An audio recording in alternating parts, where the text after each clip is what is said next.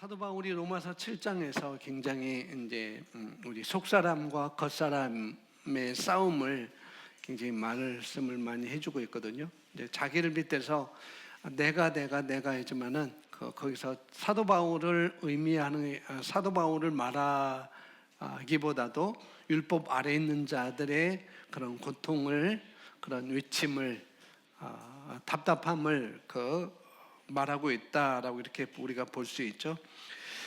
그래서 우리가 율법 아래에 있을 때, 율법으로 신앙생활을 하려고 율법 아래에 있을 때, 율법으로 살아가는 사람들은 자존감을 무너뜨린다는 것을 볼 수가 있습니다. 그래서 로마서 7장에서 이 율법 아래에 있는 자가 얼마나 자존감이 무너졌는지를 잘 말씀을 해주고 있거든요. 그런데 감사하게도 하늘이 두 쪽이 날 일은 없지만, 하늘이 두 쪽이 날 일은 없죠. 물론 그럴 수도 있겠죠. 하나님의 어떤 것이 있을 수 있겠지만, 그러나 그런 일 없을 것 같습니다. 근데 하늘이 두 쪽이 나도 하나님은 우리를 포기하지 않는다는 것, 이게 너무나 감사하고요. 또 우리가 그분 안에서 우리는 우리의 진정한 모습을 우리가 발견할 수 있습니다. 마태복음 오늘 22장 37절에 보면은 이렇게 말씀을 하고 있어요. 자, 27절부터 40절까지 우리 함께 읽어보겠습니다. 예수께서 이르시되 내 마음을 다하고 목숨을 다하고 뜻을 다하여 주 너희 하나님을 사랑하셨으니 이것이 크고 첫째 되는 계명이요 둘째도 그와 같으니 내 이웃을 내 자신과 같이 사랑하셨으니 이 두 계명이 온 율법과 선지자의 강령이니라. 아멘. 예수님께서 두 계명을, 첫째 계명, 둘째 계명을 말씀하시면서 첫째 되는 계명을 37절에 말씀하고 있고, 이제 둘째도 그와 같으니 내 이웃을 내 자신과 같이 사랑하라 라고 이렇게 말씀하면서 40절에 이 두 계명이, 첫째 계명, 둘째 계명이 온 율법과 선지자의 강령이다 라고 강하게 외치는 명령이다, 이렇게 알아들으면 좋겠죠. 그러면서 37절에 마음과 목숨과 힘을 다하여 하나님을 사랑하라 하셨으니, 이게 첫째 계명이라는 거죠. 여러분이 마음과 목숨과 힘을 다하여서 하나님을 사랑해 본 적이 있으십니까? 내 마음 다해서, 내 목숨을 다해서, 내 뜻을 다해서, 내 힘을 다해서 하나님을 사랑해 본 적이 있는가? 물론 세상에 그렇게 할 수 있는 사람은 아무도 없습니다. 조조타도 마음을 다하고 항상 2%가 부족하죠. 좀 목숨을 다해서, 내 목숨을 어떻게 다해서 하나님을 사랑할까? 또 내 힘과 내 뜻을 다해서 하나님을 어떻게 사랑할까? 그럴 수 없습니다. 그럴 수 있는 사람은 세상에 아무도 없습니다. 아무리 찾아봐도. 하나님을 완벽히 사랑했던 사람은 단 한 명도 이 세상에 없었습니다. 하나님은 율법 아래에서 누구도 그 하나님을 완벽히 사랑할 수 없다는 사실을 잘 알고 계셨어요. 근데 예수께서 이르시되 내 마음을 다하고 내 목숨을 다하고 뜻을 다하여 주 너희 하나님을 사랑하셨으니, 이것이 첫째 되는 계명이고 둘째도 그와 같으니 내 이웃을 내 자신과 같이, 내 이웃을 내 자신과 같이 사랑하라. 내 자신과 같이 사랑하는 것, 물론 여러분 이 중에서 여러분 자신을 그냥 아무렇게 내어놓는 사람은 없을 거예요. 그렇게 애지중지하고 보호하고, 비타민 C도 먹어야 되고 오메가 3도 먹어야 되고 여러 가지 많이 내 몸을 위해서 많이 그렇게 할애를 하는데, 그런데 이 율법 아래서는 누구도 그분을 완벽히 사랑할 수 없다는 것이죠. 하나님은 이걸 너무나 잘 아셨어요. 그래서 하나님은 어떻게 하셨는가? 우리가 잘 알고 있듯이 요한복음 3장 16절 우리가 보지 않고도 다 아시죠. 하나님이 세상을 이처럼 사랑하사 독생자를 주신 것으로 우리를 사랑하셨습니다. 내 마음, 내 목숨, 내 힘을 다해서 사랑할 수 없는데 하나님은 그렇게 사랑하셨다는 거죠. 하나님이 세상을 이처럼 사랑하사. 이처럼은 하투라는 헬라어인데, 화투가 아니고 하투예요.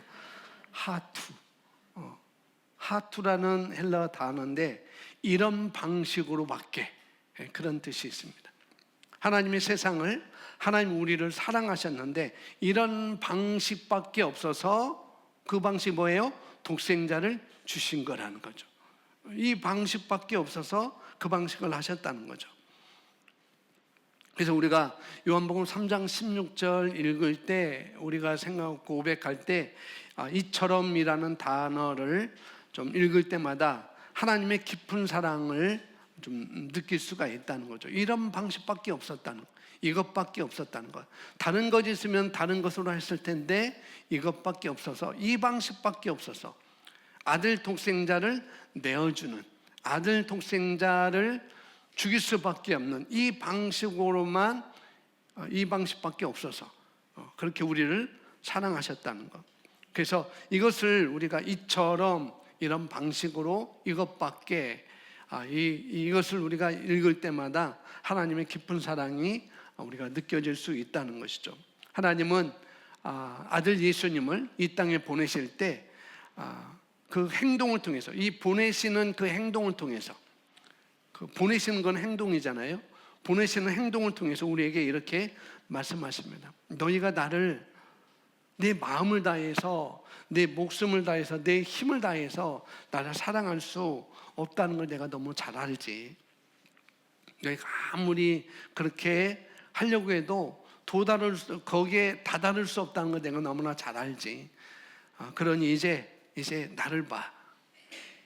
하나님 이처럼 세상을 사랑하사. 너희가 할 수 없는 것, 그러니까 나는 할 수 있으니까 너희 자신을, 너희가 어떤 율법으로 뭔가를 하려고 하지 말고, 뭔가 다다르려고 하지 말고, 그 대신 너희가 할 수 없지 않냐? 내 마음을 다해서도 할 수 없지 않니? 내 목숨을 다해서도 할 수 없지 않니? 내 힘을 다해서도 할 수 없지 않니? 그러니까 나를 바라봐. 내가 내 마음과 내 목숨과 내 뜻을 다해서 얼마나 너희를 사랑해줬는지, 내가 내 마음을 다해서, 내 목숨을 다해서, 내 힘을 다해서 너희를 사랑할 테니까 나를 봐 라고 하나님은 그렇게 말씀을 하시는 것이죠. 그러면서 두 팔 벌려 우리를 위해서 그분은 돌아가셨습니다. 그래서 로마서 5장 7절에 이렇게 말씀하고 있어요. 5장 7절, 의인을 위하여 죽은 자가 쉽지 않고 선인을 위하여 용감히 죽은 자가 혹 있거니와. 8절에 우리가 아직 죄인이었을 때에 그리스도께서 우리를 위하여 죽으심으로 하나님께서 우리에 대한 자기 사랑을 확정하셨느니라. 그러면 이제 우리가 그의 피로 말미암아 의롭다 하심을 받았으니 더욱 그로 말미암아 진노하심에서 구원을 받을 것이니. 로마서 이 개정성 이렇게 했는데 제가 쉬운 성경으로 좀 읽어볼게요. 7절에 이렇게 말하고 있습니다. 의인을 위해서라도, 죄인이 아니고 의인을 위해서라도 죽을 사람은 거의 없습니다. 더욱이 선한 사람을 위해서라도 감히 죽을 사람은 드뭅니다. 그러니까 의인을 위해서도 죽을 사람은 거의 없다. 또 선인을 위해서, 선한 사람을 위해서라도 감히 죽을 사람은 드물다라고 이렇게 없지 않아 있다는 거죠. 드물다는 거죠. 근데 그들이 죽는 것은 의인을 위해서 그렇게 희생하는 것이고, 또 선인을 위해서 그렇게 희생하는데, 8절에 그러나 우리가 아직 죄인이었을 때, 우리가 아직, 언제? 아직이에요. 아직. 그러니까 성경 읽을 때 이런 부사들이 굉장히 중요해요. 이처럼, 아직, 이런 것이 굉장히 중요합니다. 그래서 우리를 위하여 죽으셨다.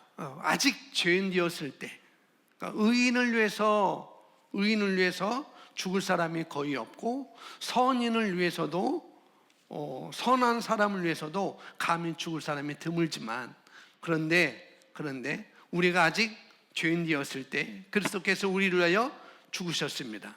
이리하여 하나님께서는 우리들에 대한 자기 사랑을 실증하셨습니다 라고 세번역 성경은 이렇게 말씀을 하고 있어요.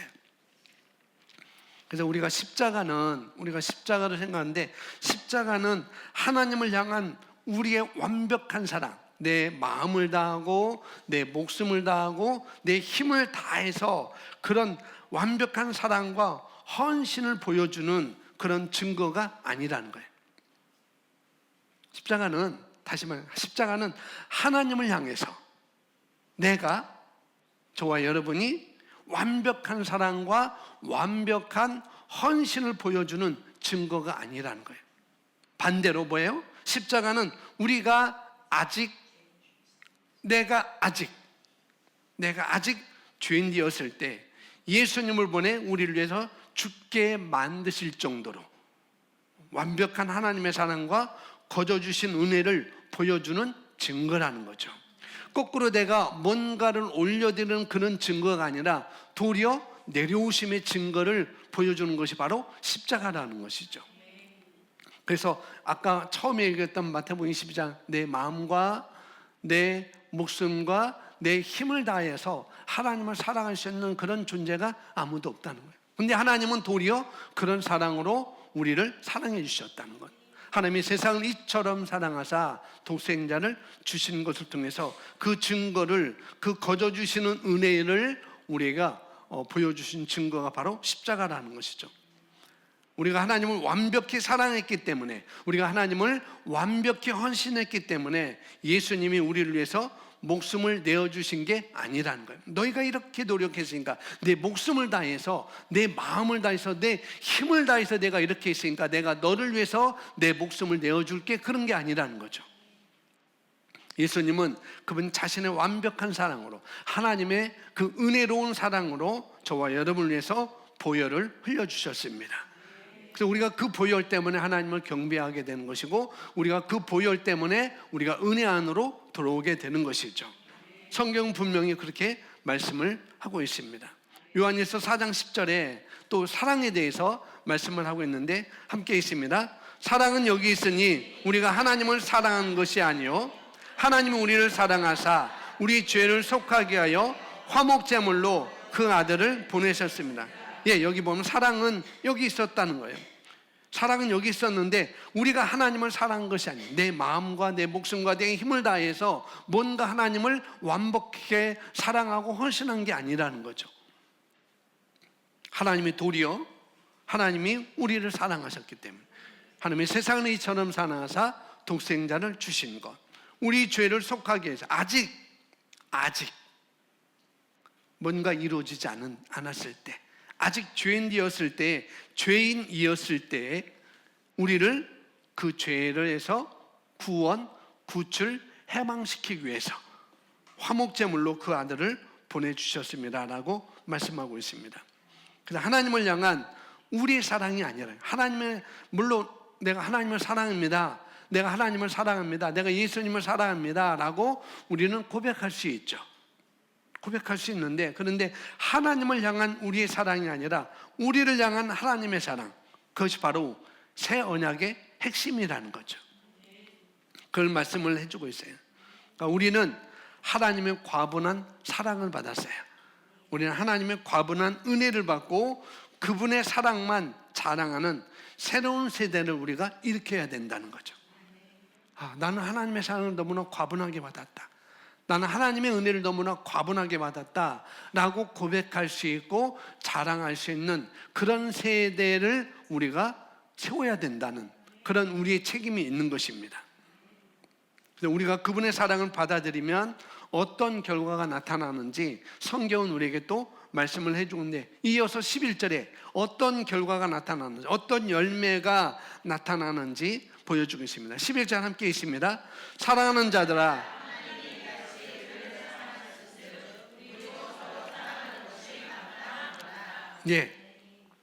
우리가 하나님의 사랑을 받아들이면, 우리가 하나님의 은혜를 받아들이면 어떤 결과가 나타나는가?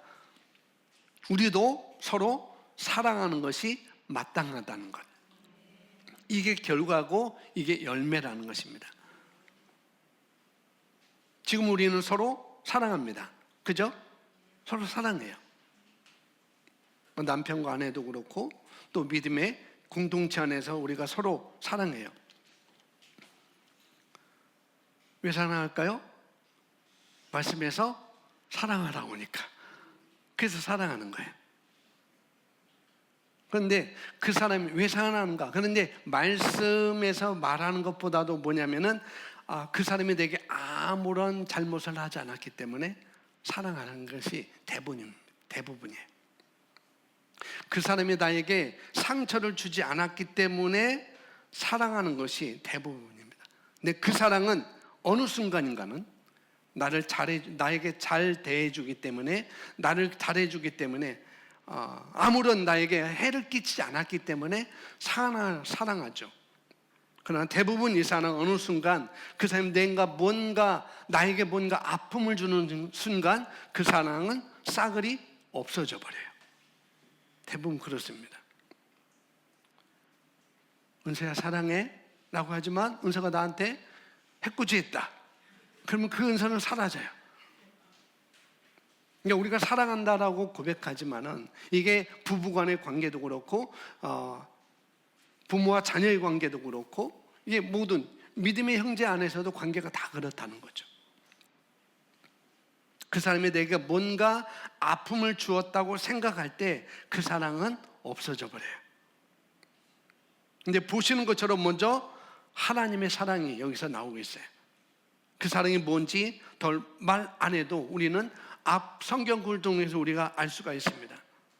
근데 그 사랑을 경험한 사람들만이 서로 사랑할 수 있다는 거예요. 하나님이 나를 어떻게 사랑하는가?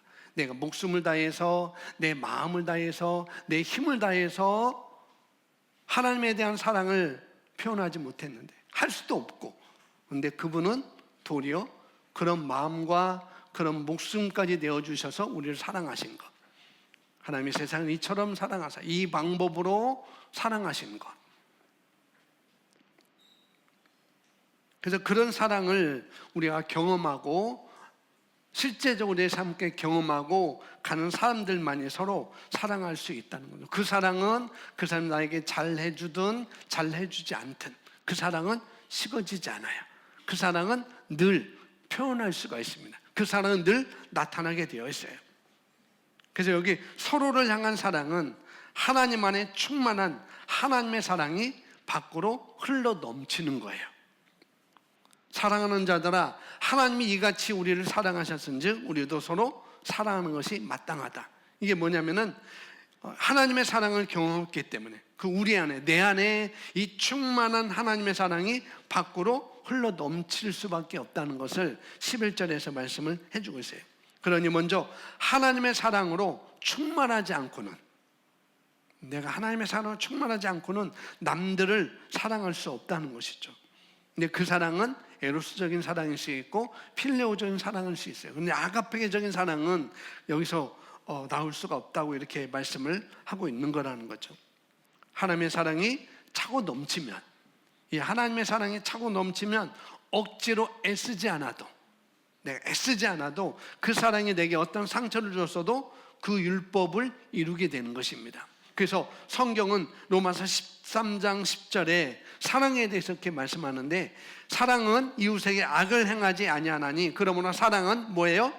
율법의 완성이니라 라고 말씀하고 있어요. 그래서 우리가 은혜에 기댈수록, 은혜에 기대는 거 알죠? 우리가 은혜에 기댈수록 감정의 기복은 줄어든대요. 그래서 우리 애들에게 율법을 강조하면 그들이 죄를 안 지을까? 그래봤자 역효과만 나타날 뿐이에요. 자꾸 그러면. 자, 우리가 요셉에 대해서 많이 이렇게 봤는데, 요셉은 겨우 17살이었어요. 17살. 낭낭 18세가 아니고 17살. 17살인데 노예로 팔려갔습니다. 노예 신분이었기 때문에 노예로 팔려간 게 아니고 하나님의 사랑받는 그 가족의 형들에 의해서 노예로 팔려갔어요. 근데 그는 십계명을 받기 훨씬 전에 살았던 사람이었습니다. 아주 전에. 근데 이 요셉은 17세에 그 나이에 보디발의 아내의 유혹을 단호히 뿌리칠 줄 알았죠. 수차례 그렇게 했음에도 불구하고. 그러면서 요셉은 하나님의 은혜를 언급해요.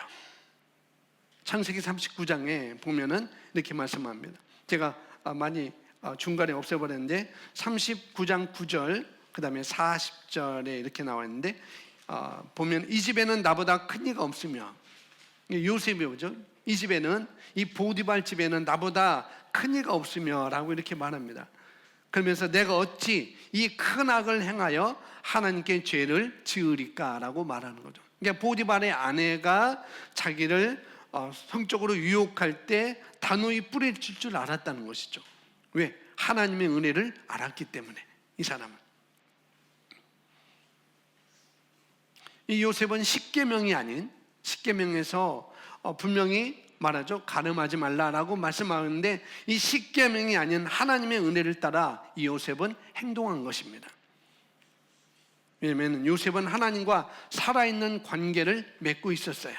그러니까 요셉이 보디발의 아내에게 9절 말씀과 같이 말한 뒤에 어떤 행동을 보였는지 우리가 알잖아요. 요셉은 바로 도망쳐 버렸습니다.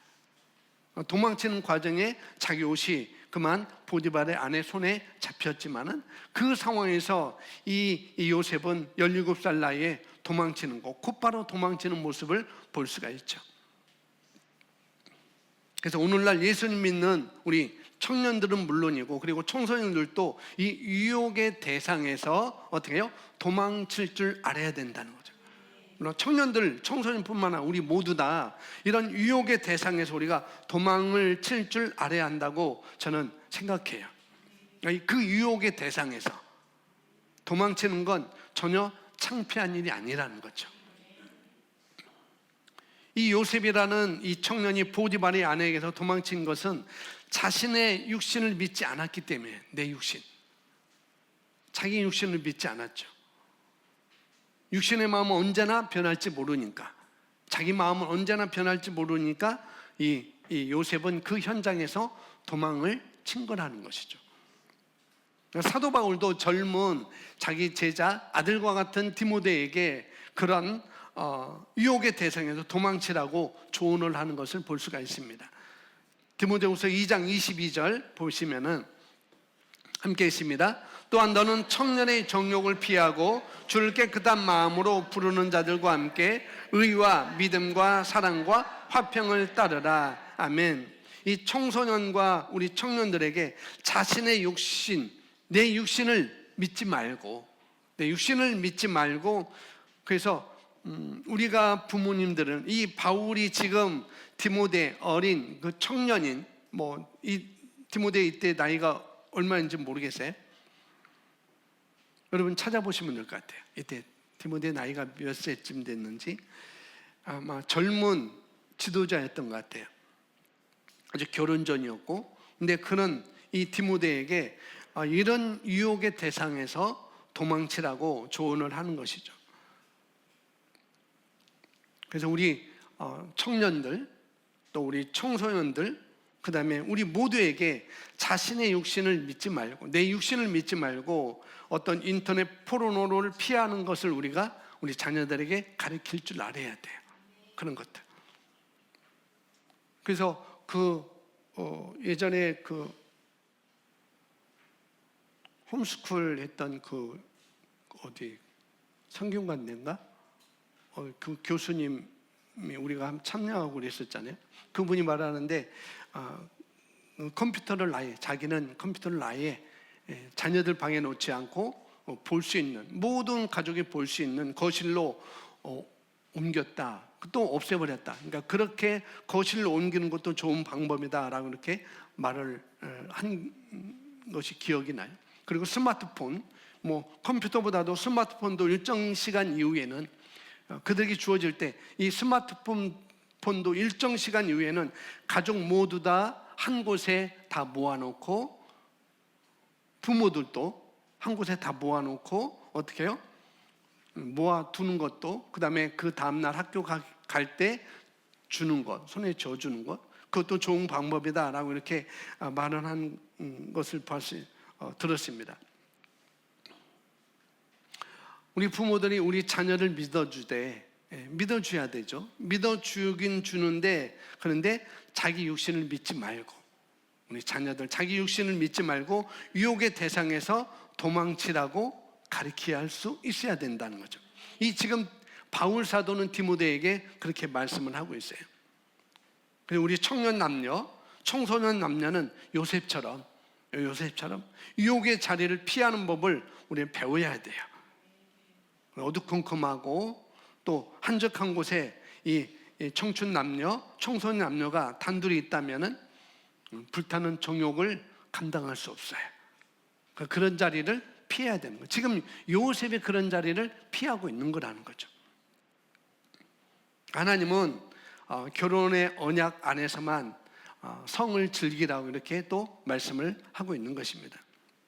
하나님은 우리의 즐거움을 뺏으려고 하시는 것이 아니라 단지 우리를 너무나 사랑하시기 때문에 우리의 어떤 부도덕한 스킨십, 또 성관계로 참된 삶을 놓치고 원치 않는 그런 임신으로 곤란에 빠지지 않기를 하나님은 바라실 뿐이라는 거죠.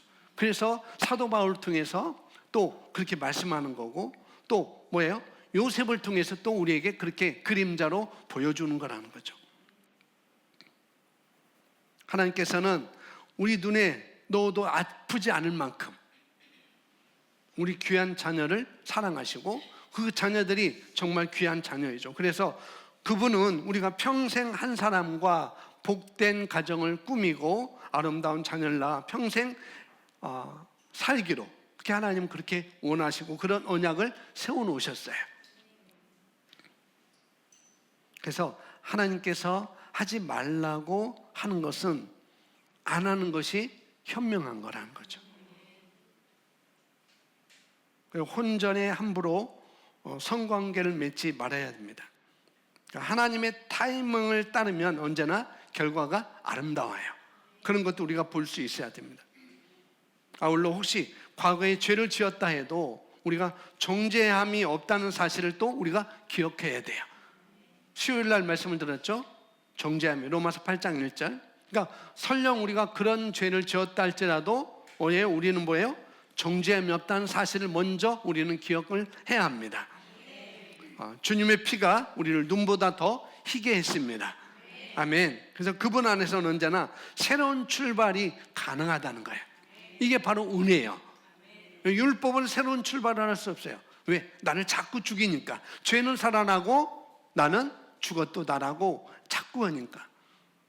근데 보혈 안에서는, 이 은혜 안에서는 우리가 날마다 새로운 출발을 할 수 있다는 거. 그러면은 날마다 새로운 출발을 했으니까 날마다 잘못된 행동만 되겠네? 그러면 또 난리 나는 것입니다. 그러라고 하는 게 아니에요.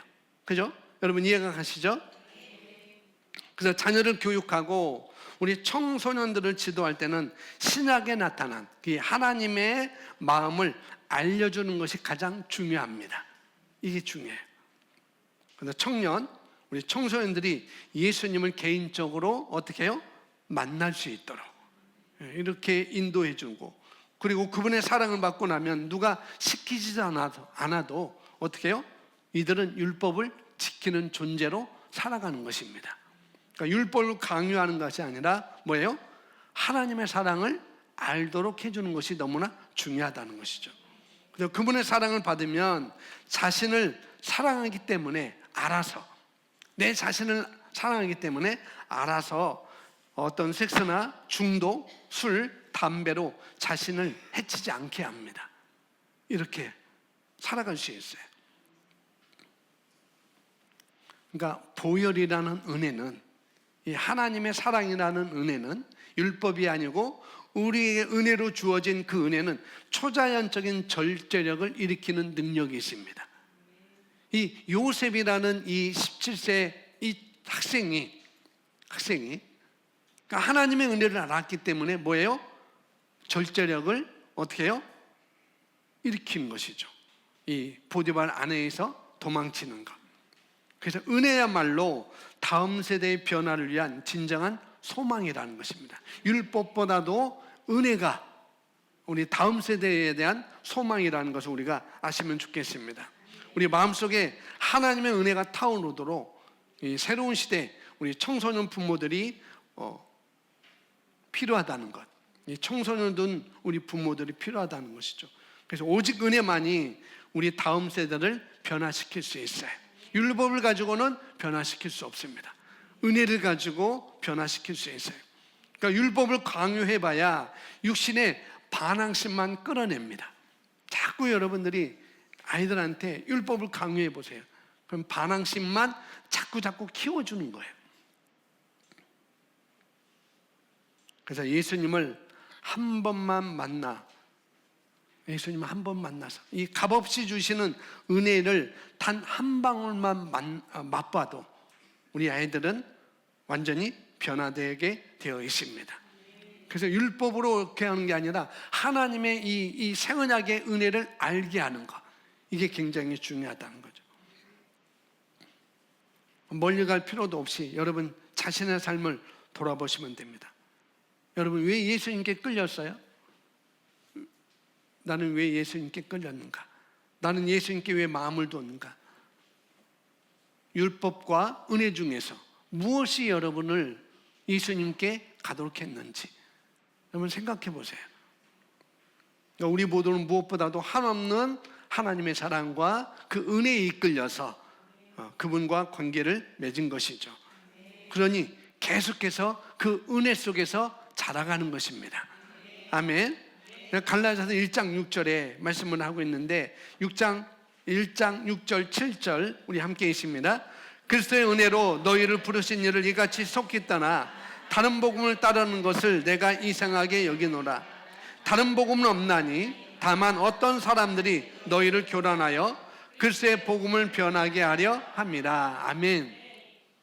자, 바울은 이 갈라디아 교인들에게 은혜에서 출발했다가 너희가 왜 은혜에서 출발했다가 율법으로 돌아가려고 하느냐?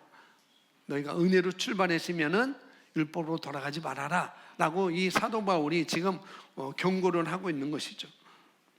바울은 이런 현상을 매우 심각하게 여겼습니다. 왜? 자기가 그것을 로마서 7장에서 그것을 알았기 때문에.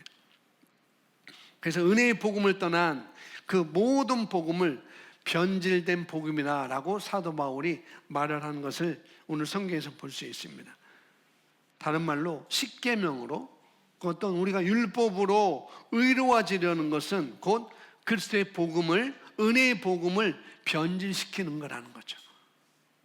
내 마음, 내 목숨, 내 힘을 다해서 뭔가 하나님께 보여드리려고 하는 것. 이것은 이 은혜의 복음. 내가 아직 죄인이었을 때 하나님의 세상을 나를 내가 아직 죄인이었는데 죄인이었을 때에 독생자 예수님을 내어주신 것, 이 은혜의 복음을 변질시키는 거란 거죠. 그래서 우리가 이 은혜의 복음을 우리가 더 그 속에서 사는 훈련을 우리가 더 해나가야 되는 것입니다. 그리고 바울은 갈라디아 교인들에게 단도직입적으로 또 질문을 합니다. 3장 2절에 3절까지 함께 있습니다.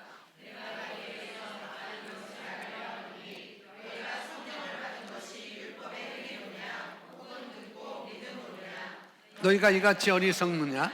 성령으로 시작하였다가 이제는 육체로. 이 갈라디아 교인들이 은혜를 잊어버렸어요. 그래서 사도 바울이 너희가 잃어버렸던 은혜를 다시 찾아야 되지 않겠니? 이들은 은혜라는 성령으로 시작했다는 거죠. 하나님의 은혜로 시작했다는 거예요. 그런데 점점 가면 갈수록 은혜는 뭔가 밋밋한 것 같아. 은혜는 좀 뭔가 싱거운 것 같아. 그래서 강한 소금을 친 율법을 내가 행해야 돼. 그랬던 것 같아. 그래서 성령으로 시작하였다가 이제는 육체로 마치겠느냐라고 사도 바울이 말했어요. 말하자면 이런 것입니다. 너희는 주님 안에서, 너희가 예수님 안에서 시작하지 않았느냐? 내가 보혈 안에서 너희가 시작하지 않느냐? 너희가 보혈로 시작하지 않았느냐? 그런데 왜 이제 와서 너희 자신의 노력으로서 뭔가를 해보려고 하느냐? 정말 너희는 어리석은 사람이구나. 그러면서 계속해서 그분의 과분한 그 하나님의 예수님의 과분한 은혜 아래서 너희가 살아야 되지 않겠니? 라고 지금 권면을 하고 있는 거라는 거죠. 이 사도 바울의 말처럼 은혜로 시작했다가 우리가 율법으로 끝나서는 안 된다는 것입니다. 새 언약으로 시작했다가 옛 언약으로 돌아가면 안 된다는 것입니다. 율법으로 의로워지지는 않았다면서 성화를 위해서, 내가 거룩해지는 것을 위해서는 율법을 지켜야 한다고 주장하는 사람들이 이 갈라디아 교회에 있었다는 것입니다. 근데 그건 안 되지 않느냐? 너희가 해봤지 않느냐? 우리가 의롭게 되는 건, 우리가 거룩하게 되는 건 이미 예수님이 완성하신 사역을 통해서만 이루어진 거야. 너희가 어떤 힘으로 낼 수 없지. 너희가 거룩해지는 건, 너희가 의롭게 되는 건 너희가 너희 힘으로 해봐도 되느냐? 안 되지. 내 마음을 다해서, 내 목숨을 다해서, 내 힘을 다해서 해봤느냐? 안 되지 않느냐? 도리어 죄는 자꾸 살아나고 그 죄로 인해서 나는 죽었구나. 그래서 오라, 나는 곤고한 사람이다. 나는 비참한 사람이구나. 이 사망의 몸에서, 이 죽음의 몸에서 나를 누가 건져주랴. 이렇게 쭉 하면서 드디어 로마서 8장 1절 2절 생명의 성령의 법이 죄와 사망의 법에서 나를 해방시켰다는 것, 그 고백이 나오는 거라는 거죠. 그래서 우리 모두 예수님이 완성하신 그 사역을 통해서만 우리가 의롭게 된 것이고 우리가 거룩하게 된 것입니다. 다른 것으로는 될 수 없어요. 그러면 내가 옛 언약으로 돌아갔는지, 내가 율법으로 돌아갔는지 어떻게 알 수 있느냐는 거죠. 내가 성령으로 내가 복음으로 시작했다가, 내가 보혈로 하나님의 은혜로 시작했다가 다시 내가 율법으로 돌아간 것을 어떻게 아느냐? 그것은 옛 언약과 새 언약의 가르침을 구분하는 것은 우리가 식은 죽먹기보다도 더 쉽다는 것입니다. 그게 뭐냐면은 내 자신이 해야 할 일을 강조하면 옛 언약의 가르침입니다. 너 이렇게 해야 돼, 너 이렇게 해야 돼, 너 이렇게 해야 돼 라고 자꾸 그것을 강조하면 그것은 율법을 강조하는 것이고 율법으로 돌아간 거란, 육신으로 돌아간 것입니다. 육체로 마치는 것입니다. 그런데 반대로 예수님이 그 일은 이미 다 이루셨어. 예수님이 그 일은 다 하셨지. 그러니까 너는 그 안에서 인식하며 살면 돼, 그걸 나타내며 살면 돼 라고 강조하면 그것은 새 언약의 가르침이라는 것입니다. 아주 쉬운 거라는 거죠. 자꾸만 자신의 성과를 돌아보는가? 내가 잘했나? 내가 무슨 실수를 했나? 아니면 자신에게서 눈을 떼고 예수님께서 시선을 고정하고 내가 사는가? 그게 달려있는 거라는 거죠. 우리가 은혜의 새 언약에 굳게 서 있으면 그리스도 안에서 절대적인 자신감과 어떻게 해요? 안정감을 우리는 얻을 수 있습니다. 그래서 마지막에 자신의 성과가 아닌 예수님의 특기를 믿으면 수시로 감정이 널뛰게 하는 현상이 사라집니다라고 써놨습니다.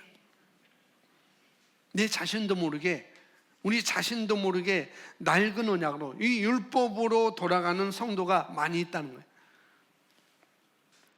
가끔은 하나님이 내게 가까이 계신 것 같다가도 어느 때 보면은 하나님은 나에게 머신 하나님으로, 화나신 하나님으로 그렇게 느껴지는 성도들이 겪는 증상들이 있는 것이죠.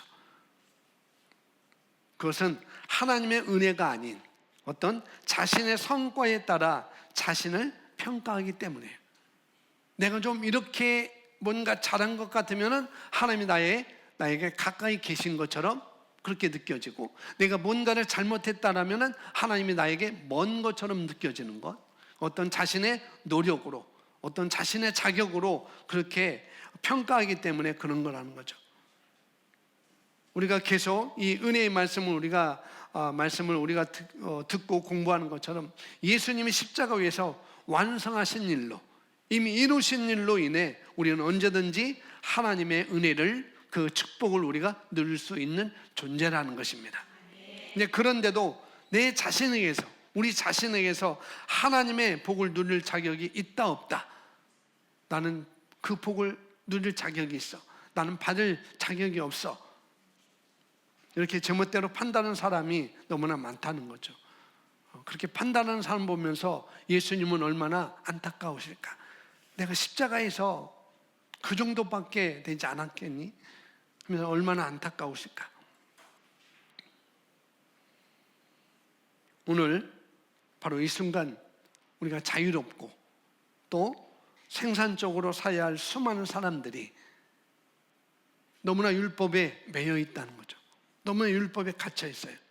부끄러움과 두려움과 협박 가운데, 그런 압박 가운데 살고 있는 모습들을 볼 수가 있습니다. 비극적인 사실은, 더 비극적인 사실은 그렇게 살 수밖에 없다고, 나는 이렇게 살 수밖에 없지, 내 팔자가 그러니 그럴 수밖에 없다고 스스로 그렇게 생각한다는 것입니다. 이게 더 비극적이라는 거예요. 이미 예수님께서 십자가에서 나의 의로움과 나의 거룩함과 모든 것을 다 이루어 놓았음에도 불구하고 나는 이렇게 살 수밖에 없어라고 생각하는 것이 더 비극적인 거라는 거죠. 그래서 우리는 은혜를 받았으나 은혜를 누리지 못한다면 이것은 죽은 은혜다라고 이렇게 말씀을 드릴 수 있습니다. 그래서 저와 여러분 은혜를 담대히 구하시고, 그래서 우리 영혼이 자유하기를 하나님은 원하십니다. 그렇게 할 때, 이렇게 할 때 은혜는 하나님이 의도하신 대로 놀랍게 우리 삶 가운데 역사할 것입니다. 아멘.